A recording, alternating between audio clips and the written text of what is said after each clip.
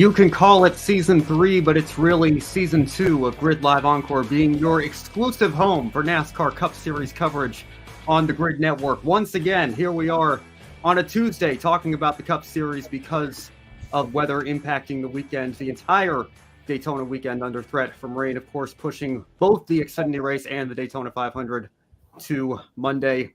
Now we're here on a Tuesday night to recap it all in this combo wrap-up Encore show. Hello, everyone. I'm Ben Schneider, joined once again by Brandon Crossland. Brandon, great to have you back, and great to have Joe Samaniego on the show tonight as well. Gentlemen, how's it going?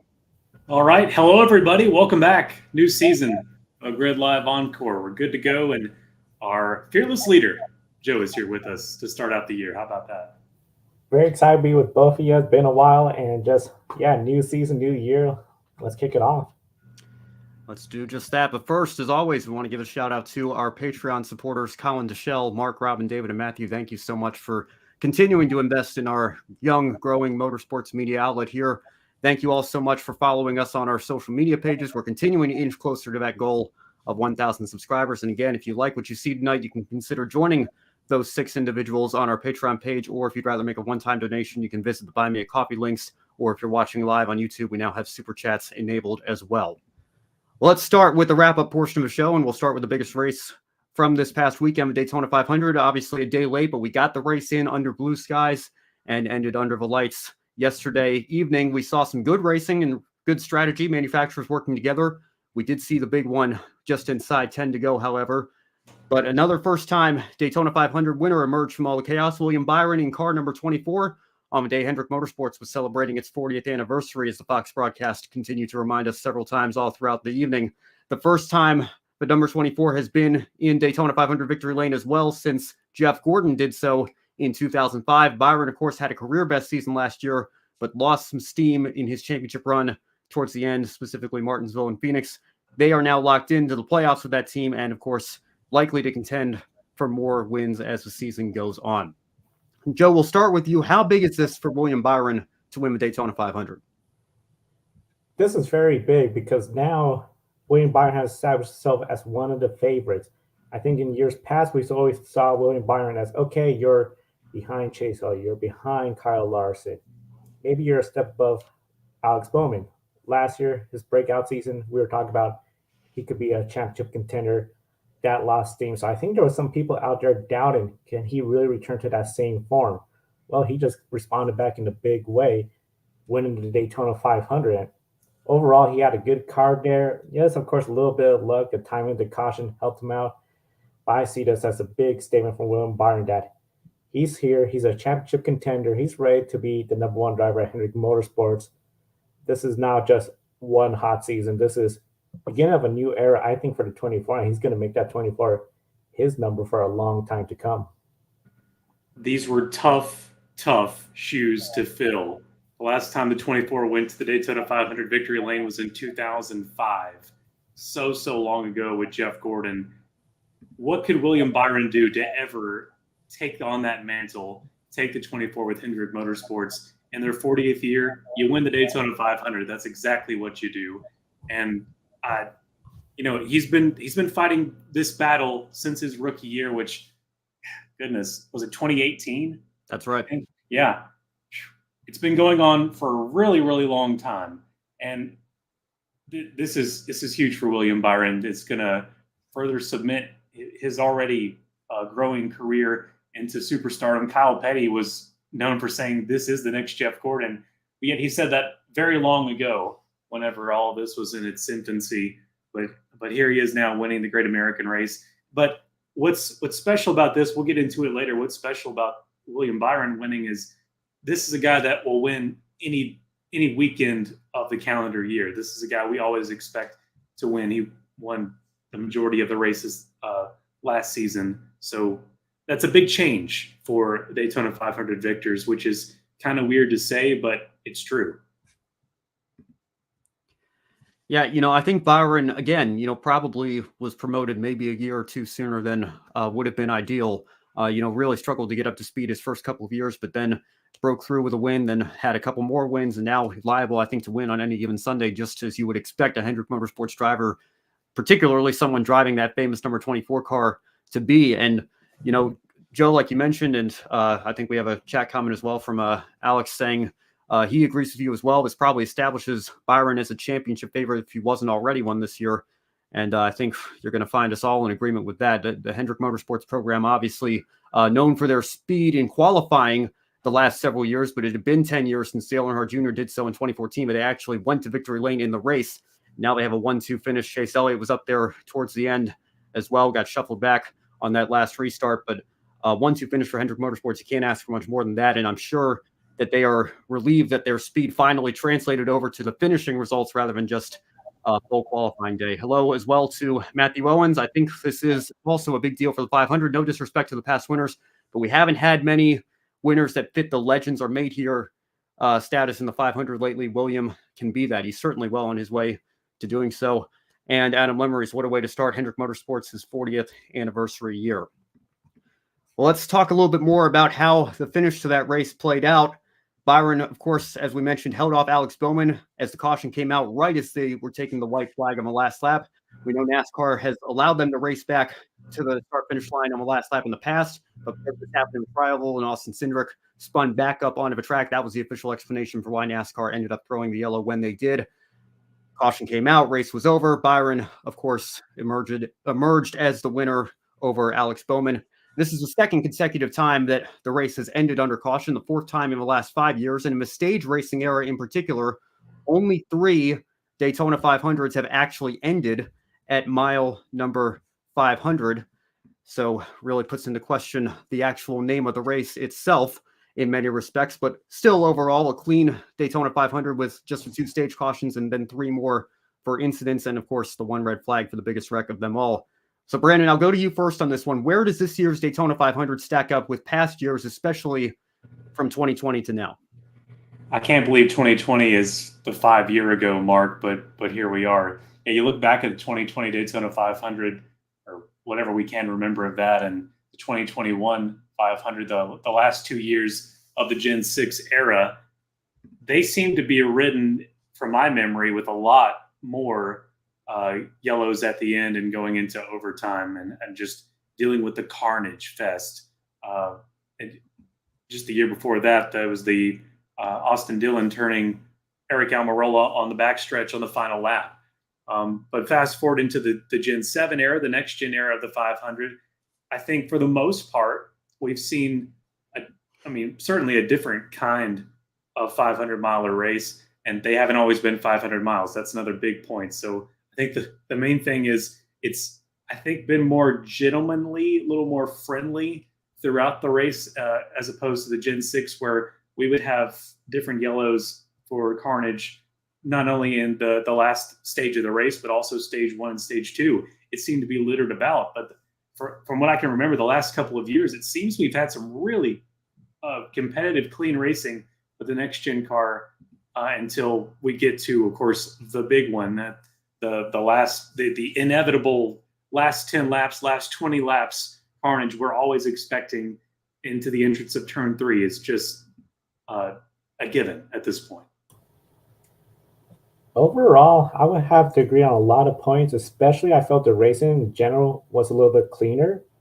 A lot of times I anticipate, okay, we're going to have caution after caution after caution. We're going to go to overtime. But this year, we saw a relatively clean race compared to past Daytona 500, especially when you look at Talladega, another super speedway. And one of the big things I was surprised was the racing product. I felt like this was one of the better ones with this car. We talked about on Sunday morning about the possibility that high line was going to be the dominant line. It sure was a powerful line, but what the drivers have now done, they rather than staying the bottom line, they're now going up to the high line side track and making the racing a lot more visually entertaining rather than just having that top line just freight train and pull away. I was really impressed with the way the stages sort of worked out with the pit stop strategy, seeing the manufacturers trying to see where to pit. And then, of course, you had drivers like Joey Logano. He just seemed to be perfect where he could pull into pit road under green, come out, and then work his way towards the front where you had other drivers. They tried to work their maneuvers in pit road. Didn't seem to work out. So overall, I thought it was a really entertaining race. The big one, you anticipate that's going to happen everywhere. I know we had a small 5-car pileup early on, just looked like it was one of those deals, but I think this was just pretty much one of the better Daytona 500s, at least I would say in the last 5 years, because it seemed like we've known for it being riddled with wrecks here and there. As you mentioned, Austin Dillon's move to get the win, still not a move I really like or a way to win.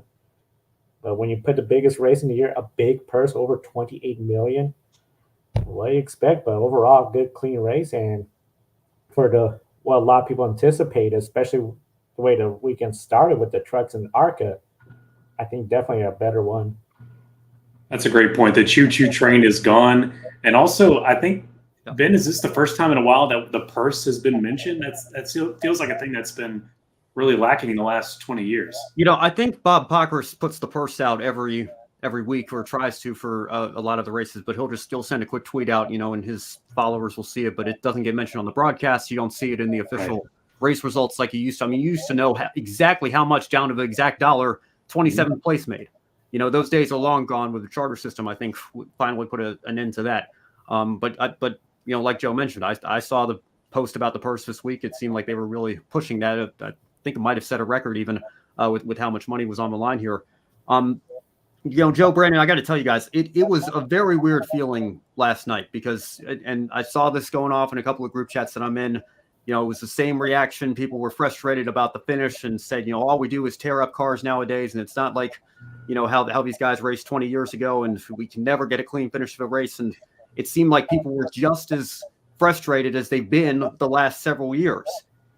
But for me, I'm sorry, I simply can't go along with that after this year's Daytona 500. I know people like to see me, go off and get on my soapbox and everything. And I'm kind of known for being someone who's not afraid to speak his mind here and say, like, this is just how I feel. And, I'm going to give you my raw and honest opinion. And I don't like what we're continuing to see in the direction that this sport is going. And, don't get me wrong. I don't think the finish was necessarily good. It's not great that we saw a wreck there at the end and we got to finish under caution once again. But at the bare minimum, it ended at mile 500. And the wreck at the end was not that bad. I mean, you compare it to the wreck that we had at the end of a 2021 race with that fireball and a similar situation. Did McDowell actually win the race? Who was ahead at the moment of caution? You compare that to 2020. Obviously, we were all on our hands and knees praying for Ryan Newman that night and his safety and everything. Really a scary situation for a couple of hours, genuinely not knowing if he was going to be okay. It was a very scary situation then. Joe, you brought up Austin Dillon's move, spinning and wrecking Eric Almirola and showing little to no remorse in his post-race interview, literally saying, I did what I had to do there at the end. Look, I hate it for the 10 guys, but this is the Daytona 500. I mean, Ross Chastain, I know, had an opportunity, took the move. Corey LaJoie and Austin Cindric are mad at each other. I understand that it wasn't the clean finish that we all want to see. We're still waiting for that. But I think 3 for sure, maybe 4 of the last 6 Daytona 500s, because last year, what did it end up being with Daytona 530? I think we set a new record with all the wrecks we were seeing, right? Yeah, the longest. I think in the stage racing era, you can make an argument this was the second least bad, if you want to use that term and not go all the way and say better because you still have problems with it. But the second least bad race that we saw in terms of from start to finish, everything playing out. I had another friend who mentioned that he wasn't a fan of the fact that the fuel strategy came in so much to the point where AJ Allmendinger was running laps by himself faster than the pack. And I get that. I don't think that's necessarily the greatest look either, but I will take that. I'll take the strategy that comes with that. And I will take the relatively clean racing. I think if you look at from lap 6, when we had the first wreck, which we'll talk about here in just a moment, to lap, whatever it was, 191, 192, when we got the biggest wreck of the night. If that had been the entire race, it probably would have been universally praised as the best Daytona 500 in years. So I think the ingredients are there. We can get back to that point. But if we're going to continue to make the argument that these are the 40 best stock car drivers in the world, just for once, can we have a finish like we had in 2017 where it actually even came down to fuel strategy? That's how long the last green flag run was. And we ended up seeing the lead traded several times with Chase Elliott getting up there and then getting passed by Kyle Larson, and then Larson running out on the last lap and Kurt Busch coming through for the win. That was a fantastic 500 finish for my money. And I wish that at some point we could get back to that. not just in the Daytona 500, but at the Talladega races and the summer Daytona race, because it seems like every time it's certainly not as bad as the truck and ARCA races we'll talk about here later in the show. But it is still incredibly frustrating to have, again, like I tweeted last night, a great Daytona 475 or Daytona 480, and then have it all go to crap there at the very end like it has for the last several years. But bare minimum, it ended at mile number 500 this year. And for that, I am certainly happy. I'll say this, Ben. I'm just about as refreshed with the Daytona 500 ending under yellow with the field frozen, and we take the aerial shot. Just about as refreshed as I was last year whenever we had the little short season of no stage breaks during road course events. It's about the kind of vibe we're getting at the start of this year. And Brandon, I got to tell you, I am so going to miss that when we go to the road courses this year. I personally love that. I would, again, wish that you get rid of the stages altogether, but again, I think going back. Yeah, we've gone back, and people said, thank goodness they were back at the Roval. I'm sorry, I'm still not a fan, and that's one of the many hills in modern day NASCAR that I will die on. But we'll move on from here in just a second. First, a comment from Alex Flino. The Ross Chastain wreck was a product of racing, not a product of Daytona. That should be the goal for the end of these races. Hey, I don't put all the blame on Ross Chastain. I mean, I know he's an aggressive guy, but he had an opportunity to make a move. He had a run. He took it. And I mean, if you look at the replay, I feel like LaJoie and Cindric were already a little bit out of shape. And I think it was just a combination of him making that move at the same time they were trying to save it. And, again, I don't know that any one, I'm sure Austin Cindric and Corey LaJoie will tell you differently. I don't know that any one driver is responsible for that last wreck. It's just a matter of continuing to wish that we could eventually finish one of these things in regulation under green. Yeah, he gets paid to make moves like that, but at the same time, I'm sure he also gets paid to save your stuff and actually finish instead of going back to the tail end. Yeah. That's one thing I would like to say too. Ross Chastain move, very daring, trying to go over Daytona 500 win, end up with a car torn up, same with Austin Cindric. While that was a pretty small wreck, compared to the big one, I feel at least we didn't see where it was the driver just absolutely recklessly just trying to go for the win like Austin Dillon years ago. I think with the very big one we saw, that was a case of Bowman getting to Byron at a wrong angle, setting that one off. This wasn't a case of driver just being boneheaded and then causing the big one. So overall, I understand the sense like this wasn't the greatest Daytona 500. I think it was within the last, since 2020, one of my enjoyable ones, including the fact that fuel did play. One of the things we've heard was as soon as they gave the command to start the engines, several drivers cut the engine off and waited till it was time to roll off. They were already saving fuel before the race even began. So, I mean, overall, I think the ingredients are there for a great race. But at the same time, the nature of the beast, too, one wrong bump, like we saw in the backstretch, you get the big one. Or you're going for the win and you make a daring move and you tear it up like Chastain. I just think it's one of those deals. It's just going to be something at the end. I think the drivers just have to be a little bit more mindful of when we get to the very next week in Atlanta. No doubt. We'll move on now. Let's talk about the early crash that we saw. We had a 5-car accident on lap 5 early in the race, of course, removing all of those cars from winning contention, and most of them from the race entirely. Austin Dillon, Carson Hocevar, Harrison Burton, and Kaz Grala were all done for the day right then and there. Jimmy Johnson had his day compromised heavily. He was 2 laps down on the following restart on lap 11, ended up losing a couple more during the race as it played out. Now, in the pre-race show, Joe, we talked about these young drivers starting up front, specifically Burton, Hocevar, and John Hunter Nemechek. Nemechek was towing the middle. The high line moved up a little bit. A bad push from Brad Keselowski sent him into Burton. That initiated the crash. So was this crash preventable? And is there any driver in your mind that was more to blame for the crash? Was it Nemechek? Was it Keselowski? Was it someone else? Was it just a matter of wrong place at the wrong time? A little bit of wrong place, wrong time. Right before the wreck, we were here, I believe it was Boyer or Harvick saying, you got to commit. You cannot just toe the line, especially if you're trying to slow down the lines, which is way too early. We're not trying to block both lines this early into the race. When you look at the replay, Brad Keselowski, he hit him at the wrong angle. That caused the wreck to start up. We know we saw a lot of folks were looking at the tailpipes to see if you see the flame, you know the driver was out of the gas. But the forward momentum just carried them forward to where this crash occurred. Overall, I feel like this is just one of those racing incidents, but I think it was a little too aggressive. And again, going 3 wide early on, I know Ross Chastain was the driver to initiate it. Then some drivers cut in front of him, seeing that he was getting forward momentum. But we were not even 10 laps into the race. And I feel like, okay, as Kevin Harvick said, this was probably a statement where everyone realized, okay, let's not get too crazy. We're so early. I feel so bad for Harrison Burton. Great start. Probably was just logging laps, getting ready to position himself, and his race was over before he even makes his first pit stop. Gamebridge, Carson Hocevar, they were hoping for a good showing. That went up in smoke quickly. And then you took out Kaz Grala, Jimmy Johnson, who had issues. I have no idea how Ryan Preece did not hit anything. And Austin Dillon, who a lot of people thought, hey, he could rebound. No, his day was done for essentially. So it took out a lot of good vehicles. At the end, I just think it was a little bit too much, too early. I don't think you could really put the blame on anybody. I know some folks are pointing a finger at Keselowski. You hit him in the wrong angle. And some are even saying Nemechek went a little too high and got hit in the wrong angle. Yeah, I'd take a look at that crash, and we've got John Hunter Nemechek or Keselowski.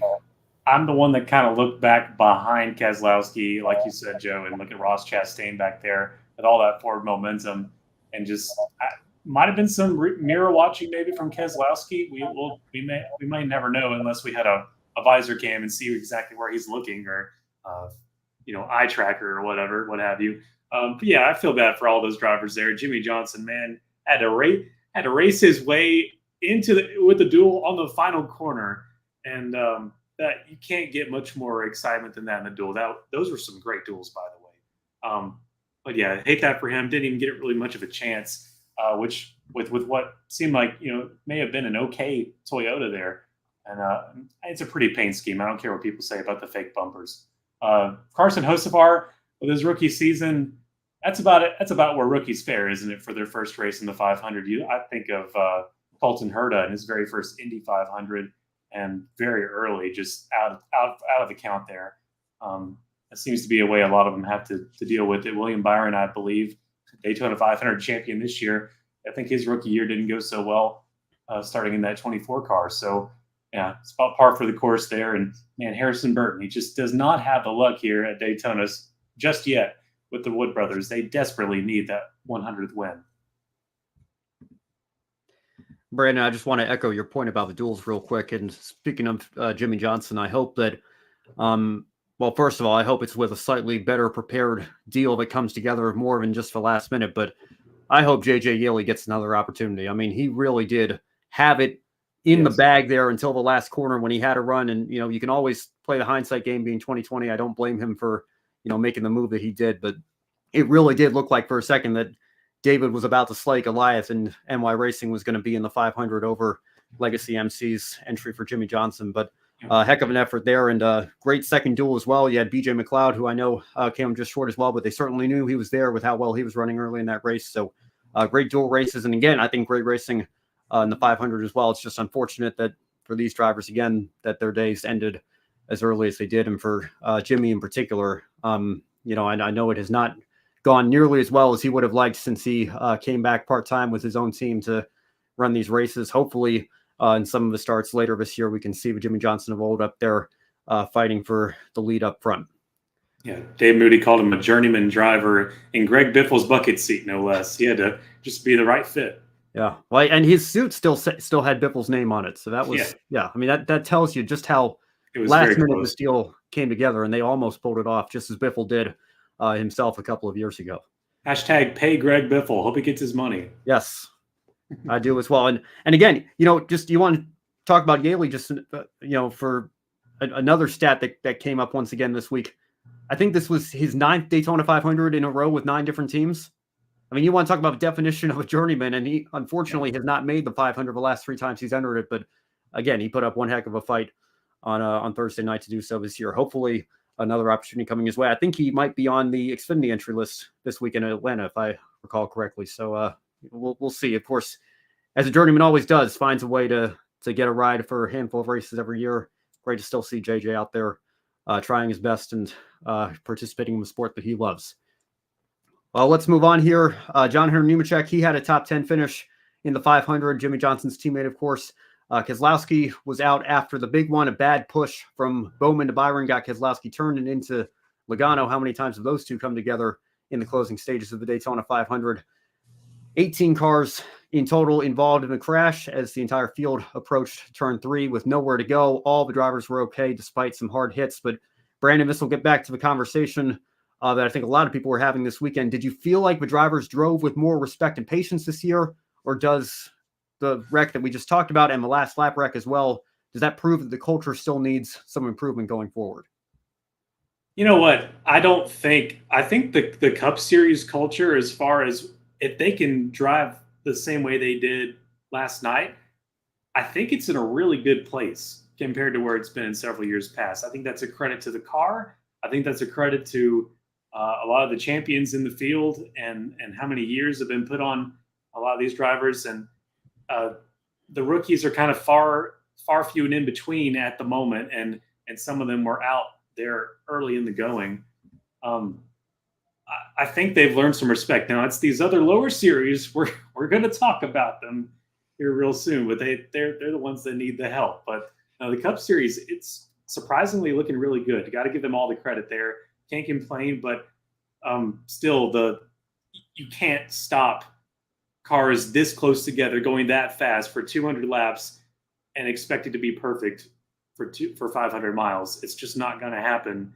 At least, with paychecks on the line, it's not happening. And the one thing, when you look at the Daytona 500 or any of the super speedways, even in the 90s when the restrictor plates got introduced, we still had at least one big one. I felt the big ones that we saw, it was just a product of, a bad push, not something deliberate like we've seen in the past.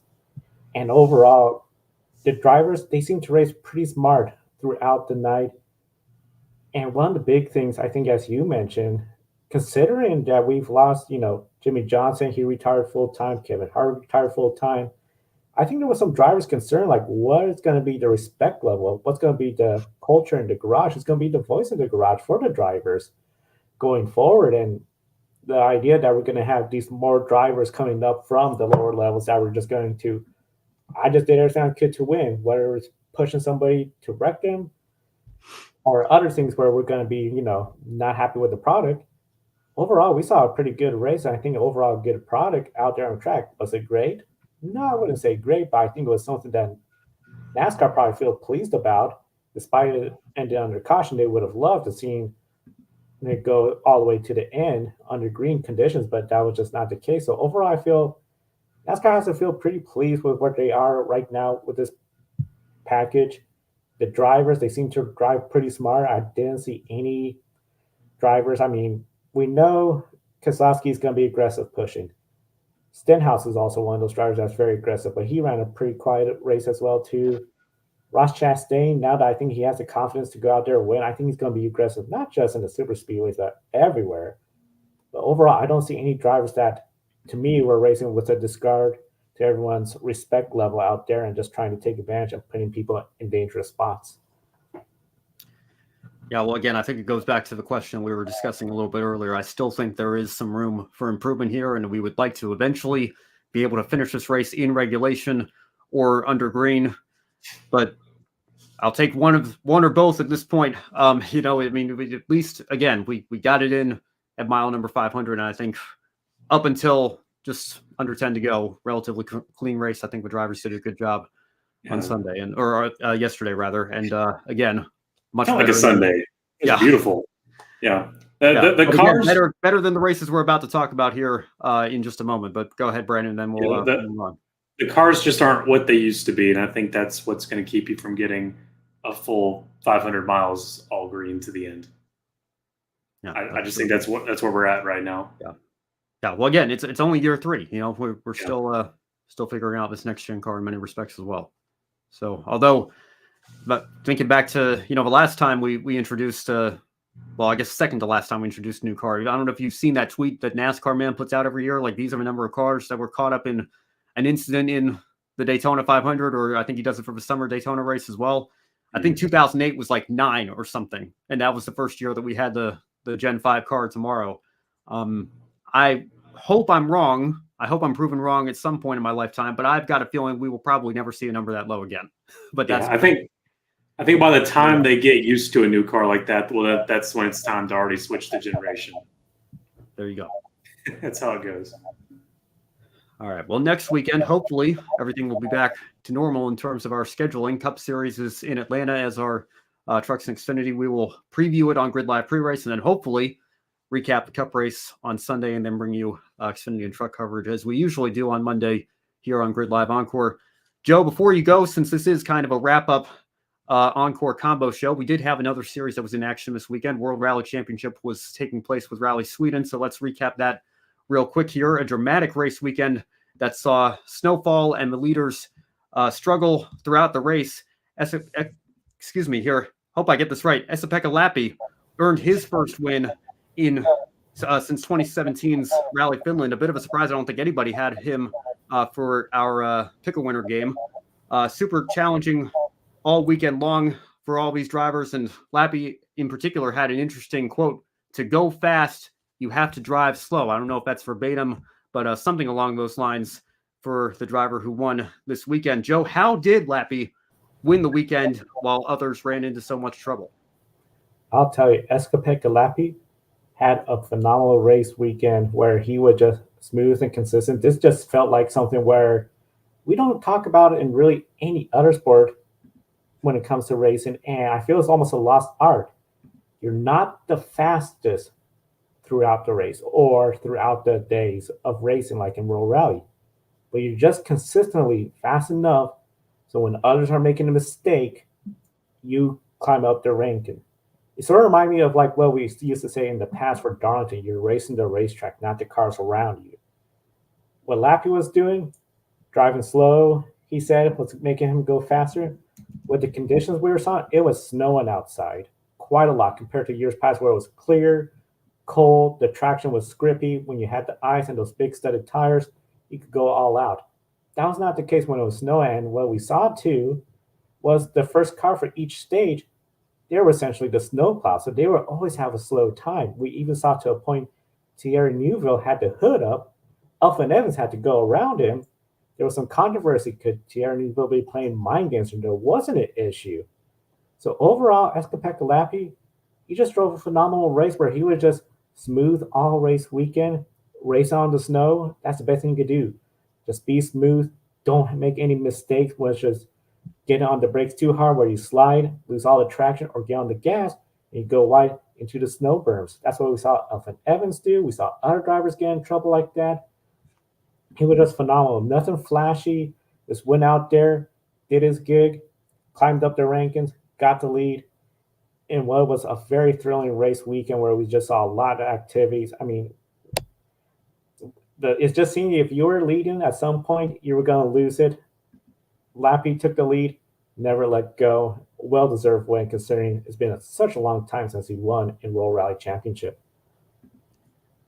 Well, Joe, an interesting situation occurred with the points for the first time. I know we talked about the change to that system a few weeks back on this program. Lappi won the race. Evans, however, he finished in second. He left with 5 more points, 24 to Lappi's 19. Thierry Neuville up there as well with 18, almost equal with the event winner. So Neuville now leads Evans by 3 points in the standings. Lappi is 6th with 19 points behind Sebastian Ogier, who didn't race this weekend, but he had his 24 in Monaco. So what are your thoughts on this new system and how the rally winner didn't come away from the weekend with the most points? I think there's 2 parts to that. The first one being, we've seen other sports, you have bonus points for pole, fastest lap, but traditionally the winner will always have the most points. Formula E, for example, you can finish second place, be on the pole, fastest lap, you're not going to have more points than the winner. I know NASCAR with the stage points, if you were to win the 2 stages, finish second, the winner did not get any stage points. Technically, you could score more points, but the winner now has a spot in the playoffs. They're guaranteed in there, and playoff points more than anybody else. In this event, Lappi got the trophy. He's going to be in the records that he won the race, but he didn't get to capitalize the most on the points. I just feel like this is just not exactly the best look because at the end of the day, I started thinking, if you're going to make it to where the points are going to matter more than the race win in theory, and we're judging by the points, why not just change the results where instead of Lappy getting the win, you go by who scored the most points? I mean, Elfin Evans will be the winner, Lappy second, Terry Newville. Now, of course, that changed the purpose, essentially World Rally Racing, where it's no longer who's the fastest throughout each day and the cumulative times. But that's what this point system does. This point system was designed to make it where the points will be closer, where if you had a bad first day where you crashed down, but then you come back Saturday, Sunday, you were much faster, you can score more points. So I feel like it really messes up sort of the strategy when it comes to the race weekend. It's like, okay, go out there, get the win. You're really going to have to push hard to try to sweep all the points, or else somebody that had a rough first day might be out of contention for the win. They're just going to go all out, get more points, tie you, or even get ahead. That's what we saw with Elfin Evans. He had an issue. He came back really hard. In the past, he would have gotten some 5 bonus points, but we still have Lappy getting 25. That's not the case. And I'm thinking this is a concern to me, not just in World Rally, but I'm wondering if World Rally is essentially making it to where it's no longer points awarded by where you finish, but how you perform. It's essentially like performance points. I feel like you're going to use performance points rather. Just change the results so whoever scored the most points leaves with the win. And I'm just getting wondering if you're going to see other series do that, where I don't like the trend of this. I know everyone wants a closer championship, but me, the winner should be at a position where they leave with the most points. Even if they leave tied, I know that sometimes happened in the past in the Cup Series. If you let the most last finish second, you were tied. But just something where when you win, you did something where championship-wise, nobody could gain on you, equalize you. To be outscored by 5 points, I just feel like it just does not feel like you got the last say by winning it. It feels like I won, but here's the asterisk. I did not score the most points. Yeah, well, I'll tell you, Joe, it's exactly how Nick Sanchez feels in the truck series for NASCAR. We know it's not entirely unprecedented now in that series with stage racing. Tyler Ankrum actually leads the truck series points due to his strong stage finishes on Friday night, but he only finished 11th in the actual race. That tells you how heavily stages are weighted in NASCAR today. We'll talk about that here in just a moment. But Joe, first, before we let you go, what is your one shining moment from this weekend? Is it something from Rally? Is it something from a Daytona 500? Do you want to throw in one of the series we talked about on Encore? What's your one shining moment from the weekend? I would say my one shining moment would be Pekka Lappi getting his first win since 2017. I think we're talking May 2017. That's a long time to be winless in a series. We know everything that happened where he's not exactly full time. This has to be a huge boost of confidence. That's why I think sort of makes me a little bit more disappointed he didn't leave with the most points. I would say he was my one shining moment. Smart race, overall did good. If I had to look at the other series, I would say probably in the Xfinity series, it would probably be the same in the Women Motorsports. Now Decker leading 7 laps based on strategy and the way that went. But yeah, I would say those are my 2 shining moments, namely World Rally Championship and Pekka Lappi getting that well-deserved win. I just wish he had more points to be closer to Elfin Evans in the standing. All right, well, Joe, Brad, and I are going to move on here and discuss the series we normally cover and move into the Encore portion of the show. Thank you so much for taking time out of your Tuesday afternoon / evening. I know it's a little bit earlier for you out on the West Coast, but we certainly appreciate it. Thank you. All right. So, Brandon, let's start with the truck series. And I think the overall consensus from this race is we have collectively learned nothing from the finale last year at Phoenix. A very frustrating race to watch. Record number of cautions, a lot of trucks torn up, including on the final lap. So I think this is the overall question a lot of people are asking, Brandon. Is this series in an identity crisis right now? Have we learned nothing from Phoenix and the controversies of the last several years? Yes. I think, I know I keep referencing Dave Moody, but that's because I've been keeping up with him a lot over the last few days. He simply tweeted to someone in response, "That was not fun." He just was plainly like, that was not fun. What are we doing? Oh my goodness. Like the truck series used to be a proper country. And for some reason, we seem to learn something from Phoenix, but the drivers have not. And we're adding new rookie drivers into the mix and expecting things to improve.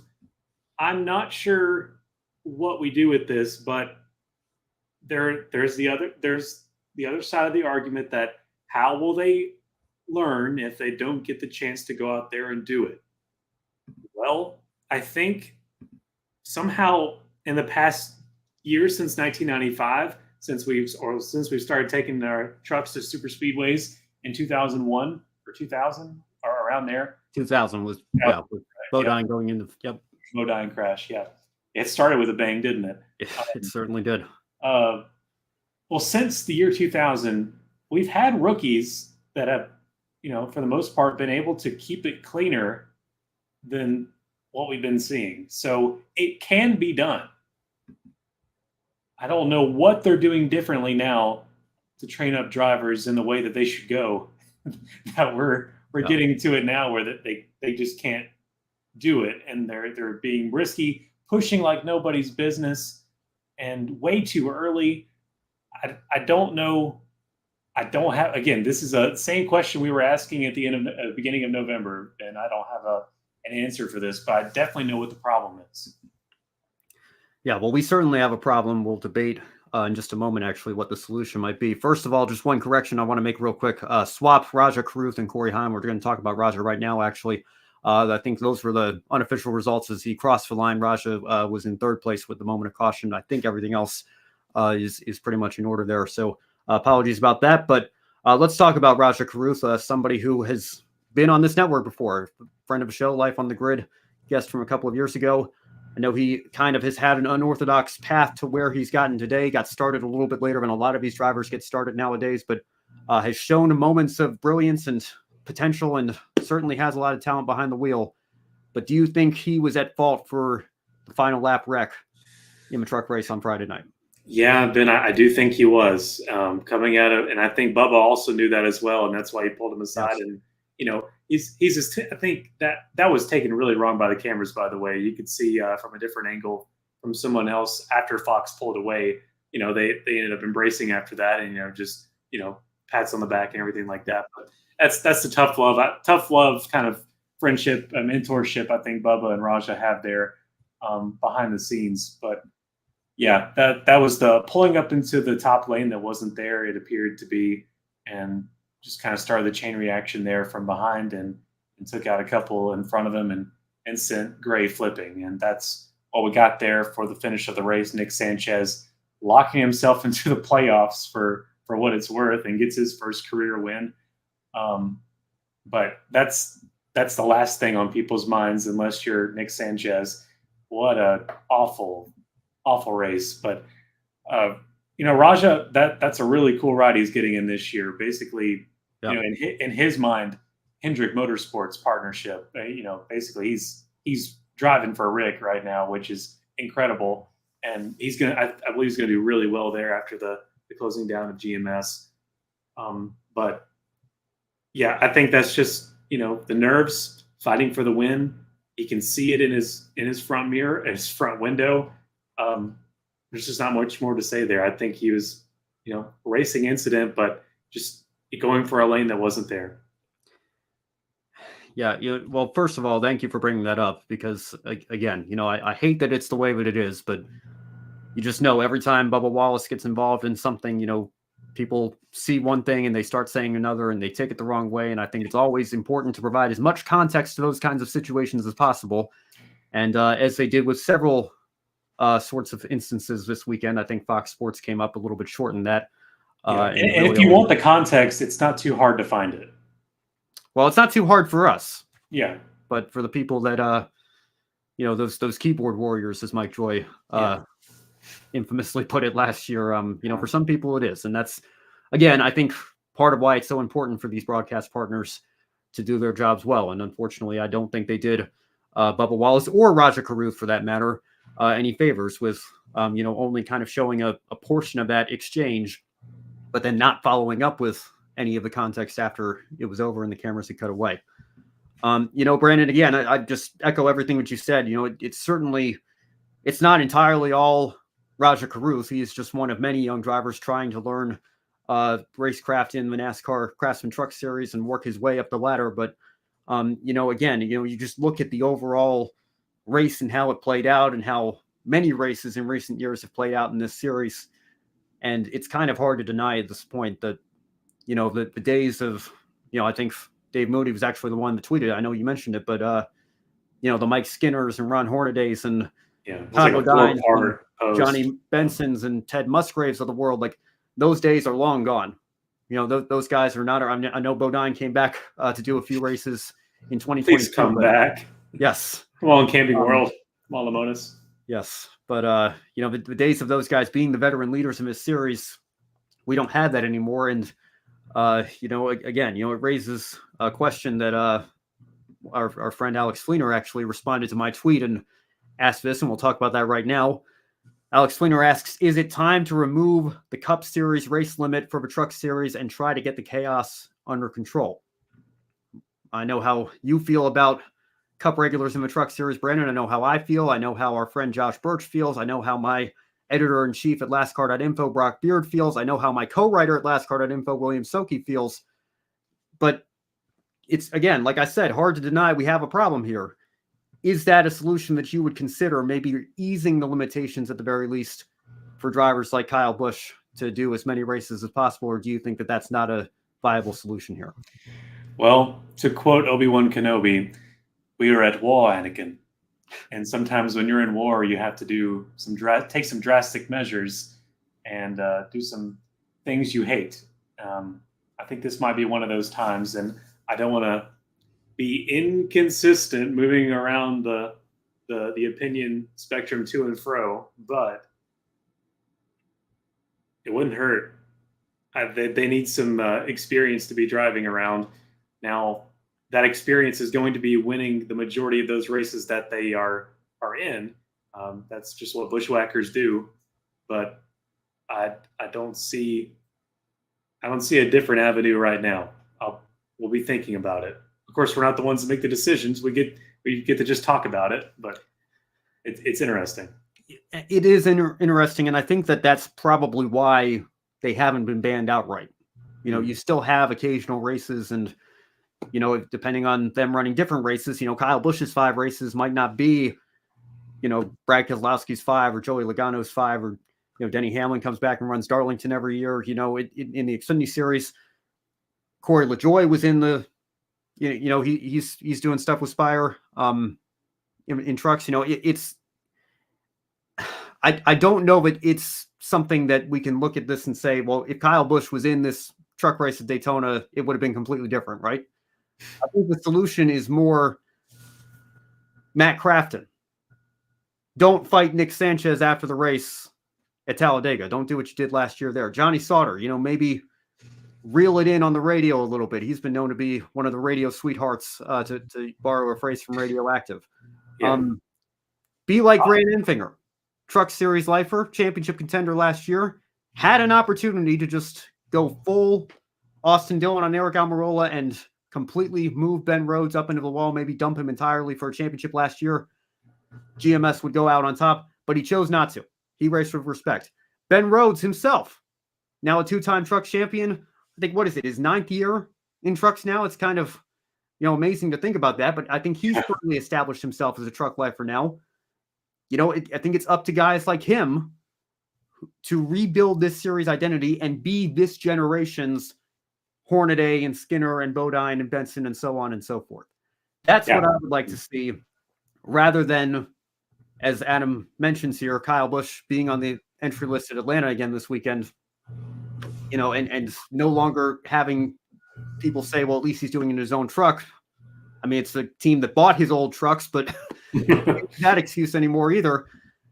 I would like to see the Truck Series kind of return to that blend of, yes, some teams use it as a development series, but again, you still have your truck lifers, your veterans of the sport who, I mean, again, Matt Crafton has been racing this series longer than, I mean, goodness, now I'd say maybe half the field has even been alive. You go back to, the end of 2000, beginning of 2001 when he got started in trucks, and he's been there ever since. I'll say it again. One of the most underrated, remarkable streaks in NASCAR history, I think, is his consecutive start streak in trucks, which you can argue maybe should have come to an end last year because of what he did at Talladega, and that was incredibly disappointing. But I think it highlights the need for drivers like him to be that veteran voice in the garage area for this series and call people out when, stuff like this happens. As always, you bring up the great points that I wasn't thinking about until now. So now that'll be stuck in my brain so we get to Atlanta. It's good. Yeah. But again, I mean, who I try to be on this show. I always try to be consistent, but I always try to see both sides of the argument. And, I completely understand why there are so many fans that are on the other side that say, like what Kyle Busch was flirting with maybe in 2008, can a guy run for all 3 championships in the same year? Just do every race possible. I mean, again, I very strongly disagree with that, but I can at least understand where they're coming from in the argument that people might have for, it doesn't even have to be, Cup Series veterans like Kyle Busch is now, maybe younger drivers like a, John Hunter Nemechek or something, coming back into the series. And you would hope that they've matured a little bit after a couple of years in Cup. I get both sides of the argument, but I try to stay consistent, and that's why, I come out on the side that I come out on. But Alex mentions here in the chat as well. Unfortunately, I think Matt Crafton is part of the problem. We need more Enfingers and less Craftons, and Adam echoing that as well. And Joe saying, trucks used to have retired Cup drivers like Skinner, Musgrave. It would be nice if some came and raced trucks, but probably don't want to deal with the mess. Well, here's a name for you, Ty Dillon. He's back in trucks this year. He's in the ride that Matt DiBenedetto just vacated, who was a Cup Series driver for a couple of years. I mean, that's, again, kind of a throwback to what the Truck Series used to be, because Mike Skinner used to be a Cup driver. Ron Hornaday did a season in Cup with AJ Foyt's team. Todd Bodine was the same way. Johnny Benson was the same way. It's not like those guys were necessarily truck lifers. They made it to Cup for a couple of years. Things didn't work out as well as they would have hoped. So they came back to trucks and found a home there and made a great career for themselves. And Hornaday's in the Hall of Fame, as far as I'm concerned. Jack Sprague is long overdue for at least getting on the nomination ballot. Mike Skinner probably has a case as well. That's, again, what I would like to see the Truck Series return to. I think that is part of how we are going to fix this identity problem that we have. Yeah, I'm glad you bring up that point for Ty Dillon. That's start at that choice of drivers starting to grow on me there for the Rackley team. That's pretty good for them out there in Centerville. Yeah, and well, again, Ty had a good amount of success when he was driving that 3 truck for his grandfather. So maybe coming back to this series is what he needs to get his career back on the right path, and we'll see how that pans out for that team as the season goes on. Yeah, and the right path may be to be a truck lifer. We don't know. Sure. And that might be what it is. Yeah. All right. Well, let's talk about the race winner here real quick. I know we have a little bit in our discussion the last several minutes, but again, as Adam says, congratulations to Nick Sanchez on the win at Daytona. Brandon, do you think that he can take this momentum that he's going to have from this win here and compete for a championship this season, which he fell short in doing last year?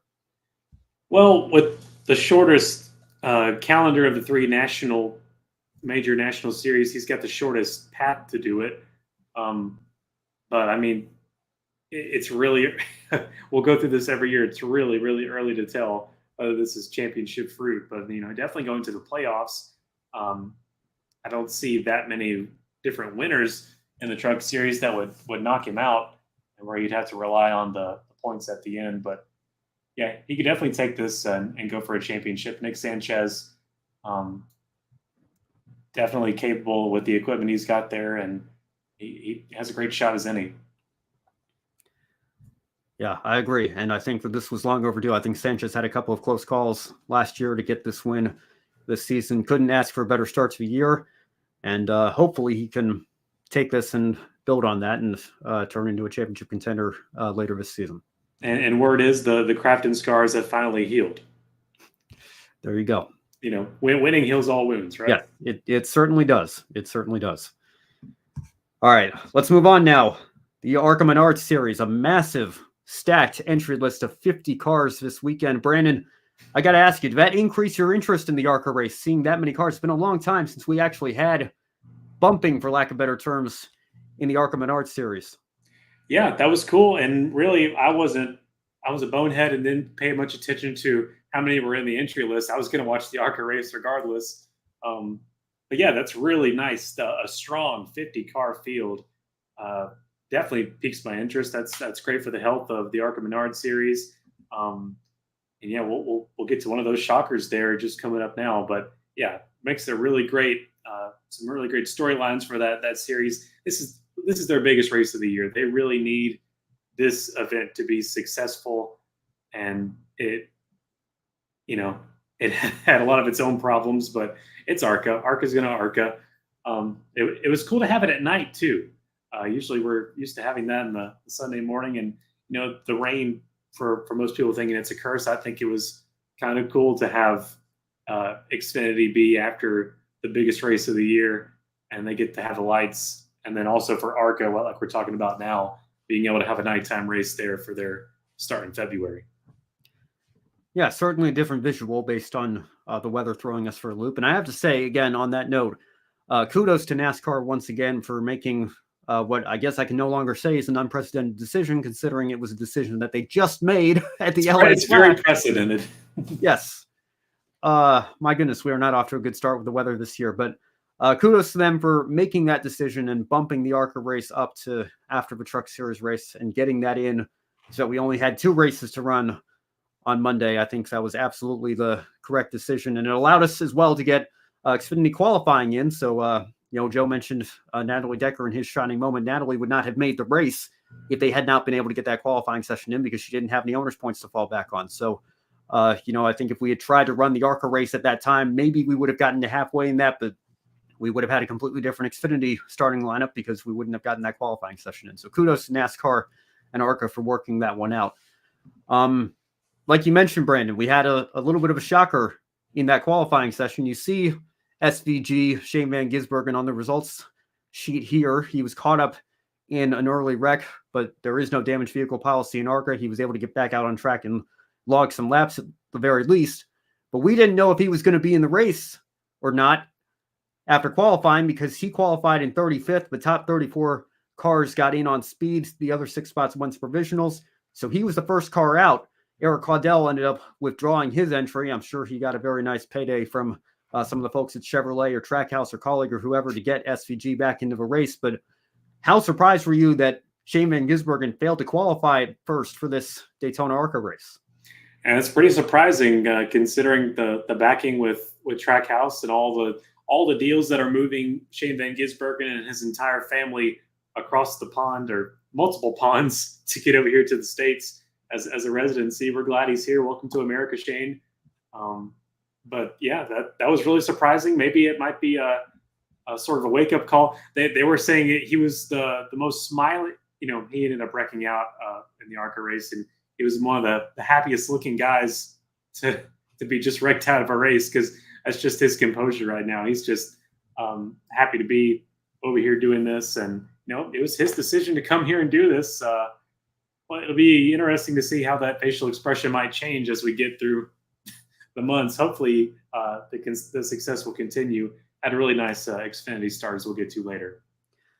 Yeah, I mean, they're really throwing him in the deep end of the pool here with very little training because, I mean, you've got another similar style of race that we've got coming up at Atlanta on the Xfinity side of things. And obviously, he got some experience in this style of racing, the Xfinity race last night. We'll talk about that later on in the show. But I have to say the biggest takeaway that I have is why are we doing group qualifying on super speedways? Did we not learn our lesson from 2015 in the Cup Series and Clint Boyer giving that famous interview with Jamie Little and how much of a disaster that was? Why did we have to do it this way? This is what cost Shane van Gisbergen, I think, was that he mentioned, somebody mentioned on Twitter, but he had lost the draft in his qualifying group.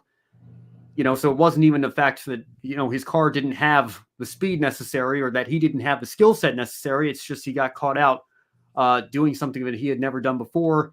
And that ultimately cost him a guaranteed starting spot in the field. Now, again, ultimately, they were able to make a deal with one of the smaller teams to, withdraw their entry and get him back in the field so that he could gain that experience. But again, I don't think group qualifying works on ovals, quite frankly, at all, but especially on super speedways, where the draft has that much of an effect. I don't like that qualifying session that ARCA put together for this race. Yeah, I agree. That's a little sketchy for super speedways, catching air behind guys and gals. You don't want to do that for qualifying. And I'll echo what Adam says here. Car. Completely agree. Joe Samniego saying, "Wake up call. Chicago was a dream weekend. ARCA was a reality check." How do you like that? Yeah. Yeah. Sorry, go ahead. I'd say, Joe, I'd say his first reality check was probably IRP last summer in the Truck Series, because he already had that after Chicago. And that was coming off the heels of that dreamscape he had in Chicago through the rain. You want to talk about something you'll never see again. The guy comes into the Cup Series and wins his debut race. The guy then tries to make his debut in ARCA and fails to qualify for the race. There's context.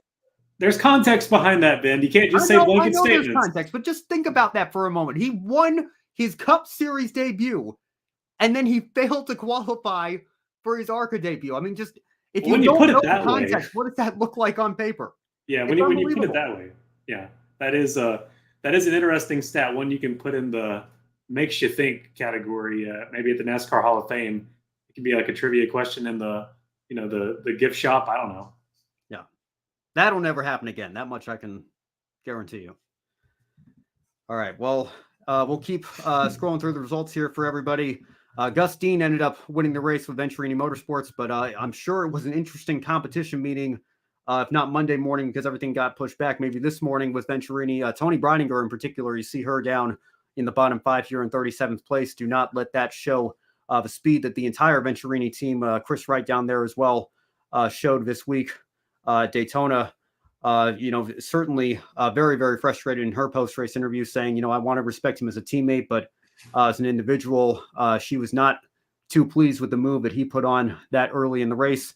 Jake Finch, who led much of the night, you see him down there in 11th, led the most laps, didn't get the finish that he wanted. Again, caught up in a last lap incident. Amber Balkan was also caught up in that opening crash, but was able to continue and log laps in the back of the field, and then emerged through all the chaos on the final lap and all the chaos in between as well to come away with a solid top 10 finish. So making the most of what they had after that early accident, I think a very solid result for that team. But again, going to be a very interesting week at Venturini. Probably some wounds that have to be healed, like you were mentioning, Brandon, earlier in the show. It certainly heals any wounds Gus Dean might have had because he won the race, but Tony Breininger, I think, not too happy with her teammates' move there. Yeah, there's going to be some long, awkward pauses in that conference room, and I don't want to be a fly on the wall. Yeah, absolutely. All right, and get one more look there at the bottom 20.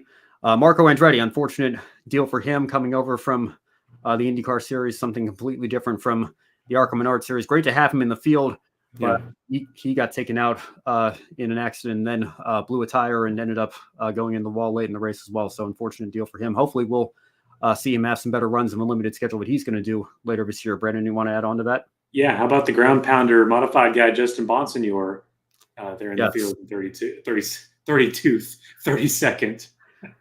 Oh boy. Yeah, an unfortunate deal for Bonsignor as well. Joe and I talked about him, last week on the Encore show, and how excited he was for this opportunity, driving the car Frankie Muniz drove last year.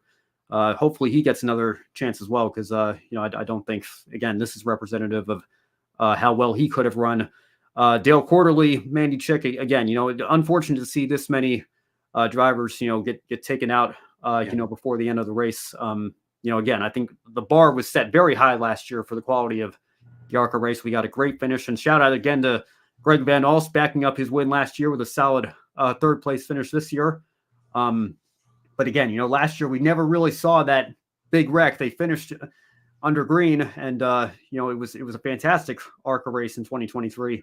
I was not expecting a repeat of that, but again, the fact that it was taking place after midnight on the East Coast probably didn't help in the truck race that we had before. But again, unfortunate to see that many cars torn up from such a strong entry list that we had coming into the weekend. Yeah, shout out to Amber Balkan with the top 10, and then Armani Williams top 20. Yeah. But again, Armani, he had a shot there at the end as well. A lot of these guys. Andy Jankowiak, that quote is already on T-shirts everywhere. I'm not lifting until I see God or a checkered flag. I think that was yeah. I'm sorry. Sorry, go ahead. No, I'm just going to say I think that is going to be a line that is replayed in the minds of a lot of drivers for many years to come. I mean, that certainly got a lot of sound bites on social media. If ARCA is smart, they'll use that with their. If they can do some marketing, they need to use that for their marketing. Yes. Like, come on. That's giving you free money. Let's do it. It really is. It really is. And again, one final driver I want to shout out, Willie Mullins. You see him down there in 28. Thankfully, he's all right. I know that he was involved in a bit of a frightening accident there towards the end of the race, but he qualified on pole. Again, I know it was a bit of an unorthodox super speedway qualifying session, but the rules are the same for everybody. He put in one heck of a lap and thoroughly deserved that moment with his team. So congratulations to him. Unfortunately, didn't get the result to show for it or back it up, but still a great moment nonetheless. We move on now to the Xfinity Series. And stop me if you've heard this before. Austin Hill winning the season opener at Daytona. It must be the good luck charm that we put on him, Brandon. Ever since we started doing this show. Yes. 3 years doing the Encore show, 3 years in a row, Austin Hill has won the season opener at Daytona. So I've got to ask you this, does he already belong among the all-time great super speedway racers, or do you want to see him do this in the Cup Series first in order to prove that this hasn't just been a fluke the last 3 years? Dang it, Bobby. Why'd you go and win it a third time in a row? Yeah. This is impressive. Austin Hill, once, twice, 3 times. We definitely are the luck charm for Austin Hill because, yeah, you're right. We started doing this show. We haven't had to talk about anyone winning the Beef It's What's for Dinner or the United Rentals 300. See, he's been winning it so much that they decided to that one of his core sponsors decided to sponsor the race because, the chances are pretty high that their driver was going to win the race. He even mentioned it when he was there in the infield interview. He's a great super speedway racer. There's no doubt about it. This is his wheelhouse. I think I would like to see him do it in the Cup Series. His limited starts there with Beard Motorsports. He brings his sponsors there with him.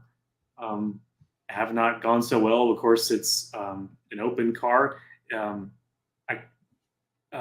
Memory fails to serve me of any time he's been in a charter car at all or anything like that. I don't think he has, but certainly those opportunities will come.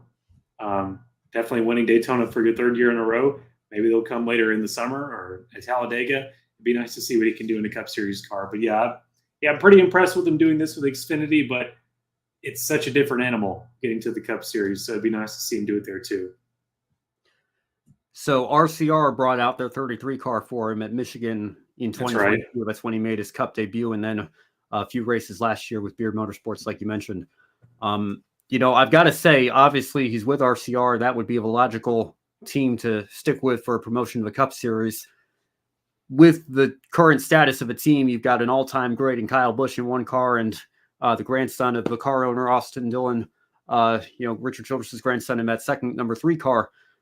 I don't know, but unless they're willing to buy a charter and expand to a 3rd car team, and maybe Austin Hill is proving he might have the talent to justify that, bring that 33 car back full time. And although there's also the Brody Kostecki conversation, what is he going to do? Is he going to emulate Shane van Gisbergen and come over here in a couple of years? Who knows? But I don't know that there's necessarily a ton of room at the end for Austin Hill to move into that team in the Cup Series at the moment at RCR. So going to be interesting to see where his career path goes. I know he's also been around a while. He's a fair amount older, certainly than his teammate Jesse Love, who we'll talk about here in just a moment. But certainly on super speedways for sure.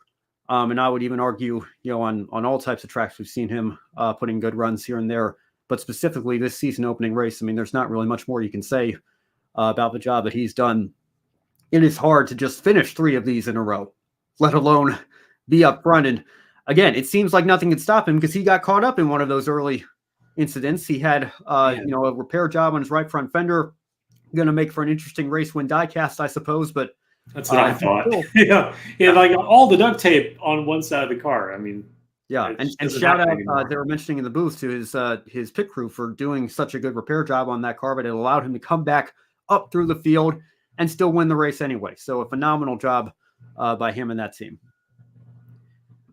Speaking of a team, let's talk about his teammate Jesse Love. You see him at the exact opposite end there of a top 20. Again, don't let that show how well he ran, because he sat on pole and he led the most laps. What did Jesse Love prove here in his debut with such a good run at Daytona? He proved that the jump from ignoring trucks, the Craftsman Truck Series completely, is okay for him. That's impressive. The most laps led your first time out there, and RCR equipment. Andy Petrie, which did a fantastic job in the Fox booth, by the way. I think he lifted that Xfinity broadcast way more than it ever would look to achieve. I think that was a really good job there with him. Although, he's got to, because, the RCR cars are his. So how can he not? I mean, that's why they bring him in there, because they're expecting Austin Dillon to do really well, and also Jesse Love. So it was interesting to hear his thoughts about that.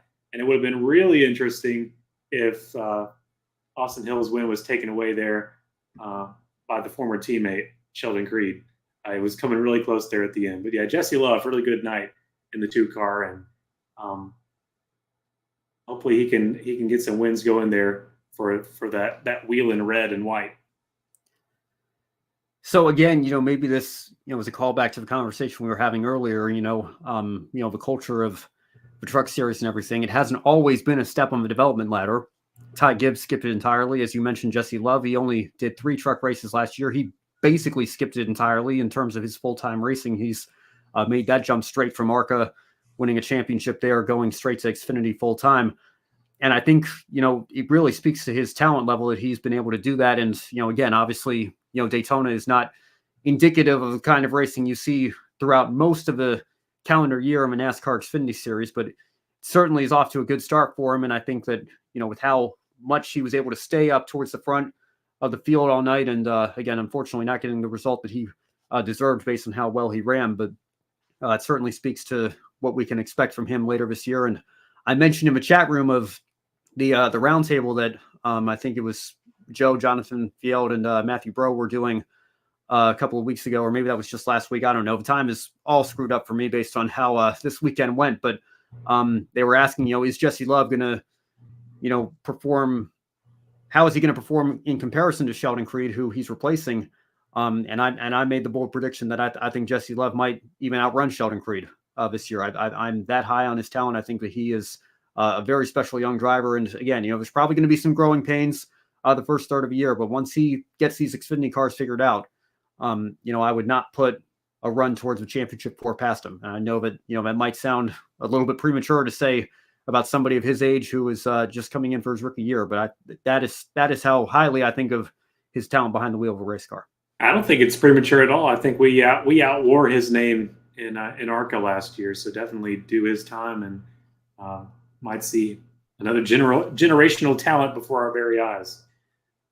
Yeah, well, and again, deservedly so. I mean, all he had to do was take the green flag in the second to last race to mathematically clinch the championship. That's how dominant he was in ARCA last year. So I think the jump to Xfinity, skipping trucks, I think completely justified, and I think he proved it this weekend.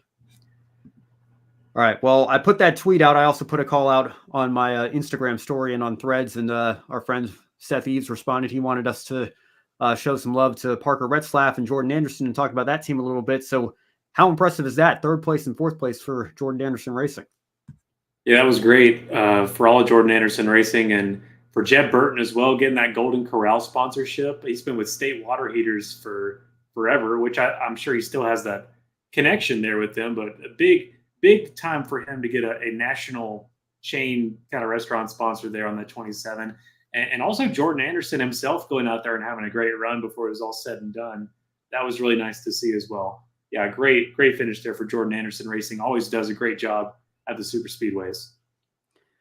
I'm telling you, one of these days, Jordan Anderson is going to win this season opening race. He came up just short 2nd place a couple times in trucks, and now you see his 2 cars up there in the top 4, and he had a shot at it there at the end. The only thing that could have made it better was if Larry McReynolds had been on the crew chief box for him. But how do you like this? He had to go back to Charlotte to call the race at the track that he was leaving. Yeah. Does that not tell you where NASCAR broadcasts are in 2024? An unfortunate deal for that team there. I'd say that's just in Larry McReynolds' contract with Fox, and he's just fulfilling his duties. Gets paid a lot of money to fulfill his duties, and I'm sure it's more than what he'd be making atop that pit box. Yeah.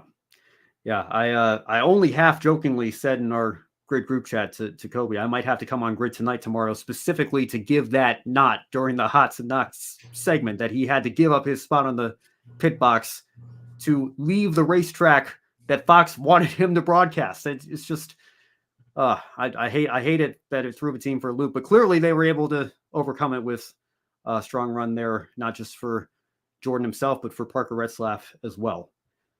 And one more driver I think we should shout out and talk again here, Shane van Gisbergen. Let's talk about the Xfinity debut. This is going to be obviously the bulk of what he's doing in 2024, running it full time. How impressed were you that he was able to survive all the carnage in a couple of incidents that he got caught up in or was a part of? I know you brought up Jeb Burton as well. He might not have been too happy with him, but overall, how would you rate his 12th place finish in his Xfinity debut following the early crash in the ARCA race? That was more than mildly impressive for Shane van Gisbergen to finish 12th out of all of that in a relatively clean Xfinity race as far as Xfinity races at big tracks go. But man, he's probably got a price on his head there with Jeb Burton.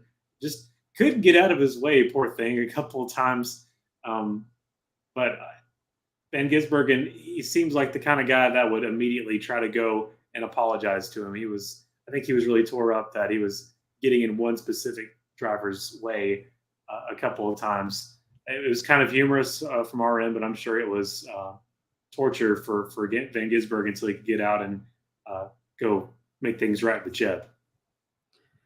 I forget who it was, but I think somebody tweeted that van Gisbergen came over the radio and the team was relaying information to him, and he just said like, "Okay, thank you," or something simple like that, and then they turned to another private scanner and they said, "We have the nicest driver in the world," or something like that. They couldn't believe how calm and nonchalant he was and polite on the radio for somebody who had mentioned that he was quite nervous, given that this is something unlike anything that he's ever done before. I think he handled it very, very well, even being thrown for a loop, not being sure whether or not he was even going to run the ARCA race that he was told he needed to participate in to get approval for this race. But it all worked out at the end. He gained some valuable experience, and he's going to continue to gain that valuable experience this coming weekend at Atlanta, I think. Well, with what little experience I have with supercars, opposed to a lot of others, I think he's quite used to the very intense and wild situations to where when he comes over here, it's kind of like he's going in slow motion, and he's probably a lot more desensitized than a lot of the others in the field with him. That might be a big advantage for him this year. Yeah, the mindset's certainly not something that would throw him for a loop, but obviously, supercars doesn't race 190 miles an hour on 2.5 mile, 31-degree banked super speedways. So, something that he's going to have to learn as he tries to make this transition over to NASCAR here in the States, but I think off to a very, very strong start based on the limited opportunities and laps that he got this weekend in ARCA and Xfinity. So we'll follow that all throughout the year on Grid Live Encore as SVG continues to make his transition here through the NASCAR Xfinity Series to try to pursue a career in this sport full time. In the meantime, Brandon, before we log off for the night, what was your one shining moment for our opening race weekend of 2024? There's so many on this Daytona 500 weekend to choose from. One would be NASCAR. I mean, they're not listed here, but NASCAR for all the crap they had to go through to make sure this all went well. I'm glad they called it off. They went ahead and told us it was going to be Monday very, very early instead of waiting until midnight. Huge win for the sport. Also for Doug Rice on the Performance Racing Network and for MRN, letting him come over and fulfill one of his bucket list wishes to be able to call a couple of laps on the Great American Race. That's just huge there for Doug and his victory lap tour this year. He, from everyone I've heard of, just calls him a class act. And of course, the face of the Performance Racing Network next to Brad Gilly and company. It's going to be a hard voice to replace over there for the folks in red. Also, Natalie Decker finishing 18th with the Xfinity Series and led a lot of that there at the end during the pit cycles and stuff. But they were going to get fortunate there if there was some So if there was a yellow during that time, they still had about 10 or 20 laps left of fuel. They could stay out there in that single file pack while the rest of them were duking it out crazy. She had a chance there where she could have been in the front and then been able to pit under yellow and had a legitimate shot there at a top 10 or a win. And there's more stories she put out there as, she's getting the hate as she probably normally does there with finishing 18th, people saying, oh, she can't drive and stuff. Well, she explained there how it's only been a couple of days with that car and the crew, and it's a really, really great job there, P18. A lot of other things we don't have time to mention. It was a great weekend. Yeah, great for her. And again, kudos to NASCAR for getting qualifying in so that she could be in the race. And, reminded me a lot of Jennifer Jo Cobb a couple of years ago at Talladega, actually. She led, I think it was like 16 laps at Talladega doing kind of the same thing. Some of the smaller teams were in that pack, running single file, just kind of logging laps off sequence. But, she got up there and had her moment of spotlight just as Natalie Decker did this weekend. And, for everybody out there saying those things that you were mentioning, Brandon, Natalie Decker has done something that Hailie Deegan still has not done in her career, and that's finish in the top 5 in a national touring race. She got a top 5 finish in the Truck Series at this track in 2020. So this was no fluke. Natalie Decker running as well as she did and getting a finish, again, with a deal that was put together at the very last minute. I think a great result for her down in 18th. And with their two histories, Ben, did you think it would be Decker that would get to that point before Hailie Deegan? I think a lot of people didn't. And I think if you asked a lot of people, and again, I understand it's, for all intents and purposes, your debut. I know Deegan did that one race at Las Vegas in 2022, but, you'd ask people who would have finished better in this race. I think most people probably would have said Hailie Deegan, but she got caught up in an early incident. Natalie Decker stayed out of trouble, had her moment of the spotlight running up front there, and was able to close the deal with a strong 18th place finish. Again, may not look super great on paper, but given everything that went into that deal and being nervous with the weather forecast about even getting the chance to be in the race at all, very strong result for that team. And I'll move over to my one shining moments here, and I'm going to stick in the Xfinity Series. And I know we talked about them as our friend Seth was hoping we could show them some love tonight. But again, Jordan Anderson Racing, well done. Parker Retzlaff in particular getting a podium finish, and Jordan himself being up there in P4. Very strong result for that team. I also want to shout out on the Cup Series side of things, AJ Allmendinger, a 6th place finish in this race once again, 11 for 11, running at the finish at the end of Daytona 500. He has never DNF'd his entire career in the Great American Race. And the selfish part of me hopes that he goes full-time in the Xfinity Series the rest of his career and maybe doesn't run the Great American Race so that he can end his career being able to say that, because that, I believe, sets a new record for most career starts in the Daytona 500 without a single DNF. But you think of the nature of superspeedway racing nowadays, that is a remarkable stat. Well done, AJ Allmendinger. Yeah, unfortunately, he's got to come back and keep trying until he physically can't anymore. That's just who AJ is. He's got a baby now, so he's got to be careful with a lot of his activities there away from the wife and the kid. But yeah, he's got to be. He's going to have to break that eventually. I hope he doesn't. I'm with you, but with the nature of it, it's coming. Yeah, and for all the talk that he, obviously justifiably gets with how great he is on road courses and is able to back that up with those stats. I mean, he's finished 3rd in this race twice. He's had, a handful of top 10 finishes in that JTG car, and now obviously with colleague, another strong result again. He is a pretty good super speedway racer as well. So, yeah, if he won the Daytona 500, it would be pandemonium.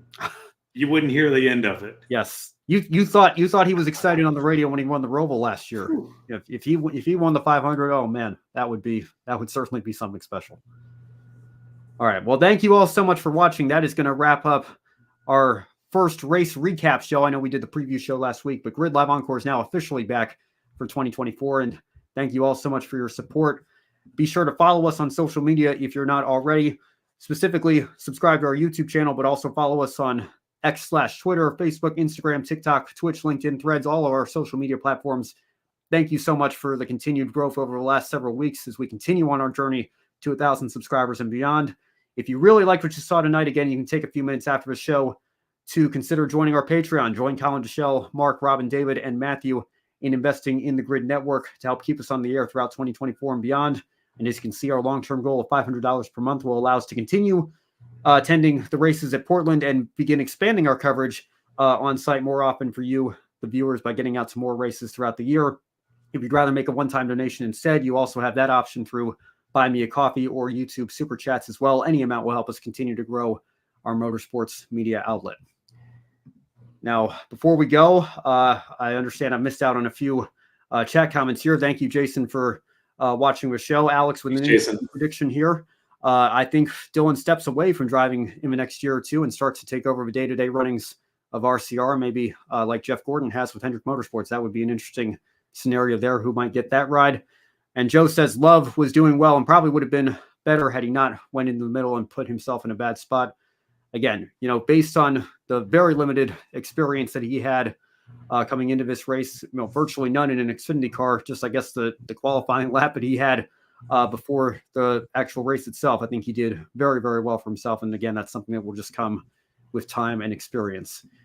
Now on Wednesday, don't miss Grid Tonight with Kobe Lambeth, Josh Birch, and Matt White. Women in Motorsports will be back this week as well with yours truly alongside Joe Samaniego. Thanks again to Joe for stopping by at the beginning of the show tonight. Anisha Azim will hopefully be there as well.